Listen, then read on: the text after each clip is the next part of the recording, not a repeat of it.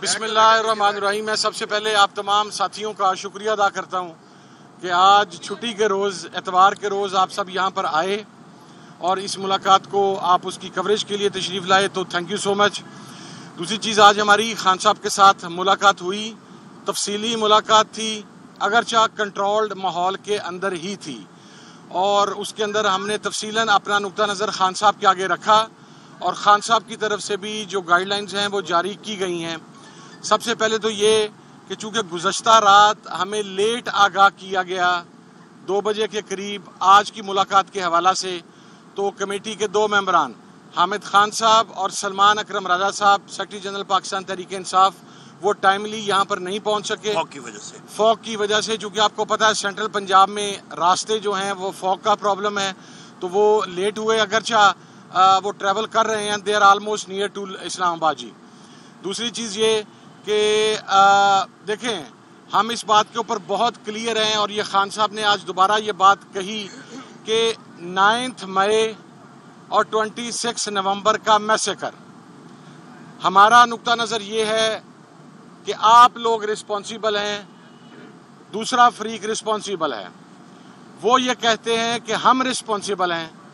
अब इसका best civilised way out ये है कि एक ऐसा गैर जानिबदार कमीशन तश्कील दिया जाए जो ज़िम्मेदारान का तयन कर सके, और उस गैर जानिबदार कमीशन के अंदर आज ये बात भी हम आपको क्लियर कर दें कि हम अपनी मर्ज़ी का जज नहीं चाह रहे। हम सुप्रीम कोर्ट के सीनियर मोस्ट जजेस की बात कर रहे हैं, हम किसी भी गैर जानिबदार जज की बात कर रहे हैं जो इसको लीड करे कमीशन को और हकायक तक पहुंचा जाए, ताकि जो जुल्म सितम किया गया है उसका इजाला हो सके और ज़िम्मेदारान का तयन हो सके। दूसरी चीज़ ये कि हम चूँकि आज मुलाकात हो गई, अब हमारी कमेटी के सरबराह उमर अयूब साहब और स्पीकर साहब भी चूँकि राब्ते में असद कैसर साहब, हम इंशाल्लाह दूसरे फरीक को आगाह कर देंगे कि हम तीसरे राउंड मुज़ाकरात के लिए तैयार हैं और उसके अंदर उन्हें ये इंटीमेट कर दिया जाएगा कि अब आप जुडिशल कमीशन के हवाला से अपनी वर्किंग करके आएँ, क्योंकि इतने दिन गुजरने के बावजूद, बल्कि इतने वीक्स गुजरने के बावजूद अभी मुज़ाकरात के अंदर किसी किस्म की पेशरफ्त नहीं हो सकी। तो वो पेशरफ्त अब आपको तीसरी मीटिंग के अंदर शो करनी होगी। हम जुडिशल कमीशन की निटी-ग्रिटीज़ के ऊपर और उन चीज़ों के ऊपर बातचीत करेंगे, और अगर जुडिशल कमीशन नहीं दिए जाते 9 मई के ऊपर और 26 नवंबर के ऊपर, ये पहला स्टेप है। दूसरा स्टेप जो है, ये 2 हमारे मुतालबात हम तहरीरी शक्ल में इंशाल्लाह प्रोवाइड कर देंगे। तीसरा भी जो असीरान का, हाँ जी, और उसके अंदर असीरान उनकी जो रिहाई है वो हमारे मेन मुतालबात का हिस्सा है। लेकिन इनिशियली आपको अपनी पावर शो करने के लिए जो आप कहते थे, जो हुकूमत हमें कहती है कि जनाब फैसला साजी का इख्तियार हमारे पास है, तो अब आपको प्रैक्टिकल इक़दाम करते हुए जुडिशल कमीशन के ऊपर बात करनी होगी। और अगर जुडिशल कमीशन नहीं बनता तो फिर मुज़ाकरात का सिलसिला आगे नहीं चल सकेगा। हमारी फाइनल डेट 31 जनवरी ही है जो कट ऑफ है, और ये इंतहाई माकूल मुतालबात हैं। देखें, किसी भी महज़ब मुआशरे के अंदर, सिविलाइज्ड डेमोक्रेटिक सोसाइटी के अंदर ये चीज़ सबसे अहम होती है कि आप किसी भी मामले की इंक्वायरी किसी गैर जानिबदार फ़र्द या कमीशन से करवाएं। हमारा को मुतालबा इस किस्म का नहीं है जो ना माने जाने वाला हो, और ये सबसे आसान मुतालबात हैं। हमें तो आज तक इस चीज़ की समझ नहीं आई कि अगर आप समझते हैं कि हम रिस्पॉन्सिबल हैं तो लाएं वो CCTV फुटेजेस, वो जुडिशल कमीशन के आगे रखें, करें जिम्मेदारान का, ताकि उसके ऊपर ना फिर हमें एतराज़ हो ना आपको एतराज़ हो। लेकिन किसी का हैंड पिक्ड फैसला हमारे लिए किसी सूरत में काबिल कबूल नहीं होगा। दूसरा, हमारे जितने भी असीरान हैं जो जेलों के अंदर हैं और जो असीरान मिलिट्री कोर्ट के अंदर थे, उनको जिस जुल्म सितम का निशाना बनाया गया, उनको जिस टॉर्चर का निशाना गया, उसके ऊपर भी खान साहब ने वाज़ह हदायत जारी कर दी हैं। हम ह्यूमन राइट्स के अंदर इस मामले को इंशाल्लाह उठा रहे हैं। ये मामला ह्यूमन राइट्स का है।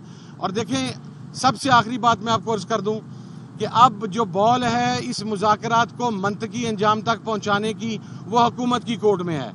ہم جتنی فلیکسیبلٹی دکھا سکتے تھے ہم نے وہ فلیکسیبلٹی دکھا دی. ہمارے پاس آج ایک بہت آسان آپشن تھا کہ چونکہ ملاقات as per the commitment of the government ہمارے ڈیزائرڈ ایٹماسفیئر میں نہیں ہوئی، ہم باہر آ سکتے تھے، لیکن ہم نے اس کے باوجود اس کنٹرولڈ ماحول میں ملاقات کی، صرف اس وجہ سے کہ ہمارے مد نظر پاکستان ہے، ہمارے مد نظر پاکستان کی عوام ہے، اور جو جیل میں بیٹھا ہوا قیدی نمبر 804 ہے اس کے مد نظر 25 کروڑ پاکستانی ہیں. وہ پاکستان کی بقا کے لیے، پاکستان کی استحکام کے لیے اس بات یہاں تک گئے ہیں، انہوں نے اتنی لینینس دکھائی ہے.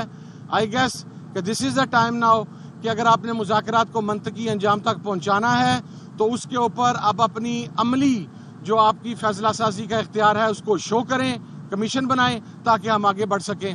بہت شکریہ جی، تھینک یو. صاحب یہ بتائیے گا، عمران خان نے 31 جنوری کی ڈیڈ لائن دی ہے، اگر کوئی پیش رفت ہوتی ہے جو آپ کے 2 مطالبات ہیں ان پر اگر حکومت یا آپ کا کنسنسس بنتا ہے تو کیا یہ ڈیڈ لائن جو ہے اس میں بھی توسیع ہوگی؟ نہیں جی، اس کا اختیار صرف خان صاحب کے پاس ہے، اس میں ہم کسی قسم کی توسیع کرنے کا اختیار نہیں رکھتے. آج بھی ان سے بات ہوئی ہے، اگر کوئی پیش رفت ہوگی اور وہ پیش رفت خان صاحب تک پہنچے گی تو پھر خان صاحب فیصلہ کریں گے. ایز اف ناؤ 31 جنوری ہی لاسٹ ڈیٹ ہے. جی آپ نے اس طرح بات کی کہ اسیران کی رہائی، اور آپ نے اپنے ٹویٹس میں بھی کہا کہ بانی کی رہائی کی رہائی، تو یہ صرف آپ لوگ کی خواہش ہے کہ خان صاحب بھی کہتے ہیں کہ مجھے باہر نکالو؟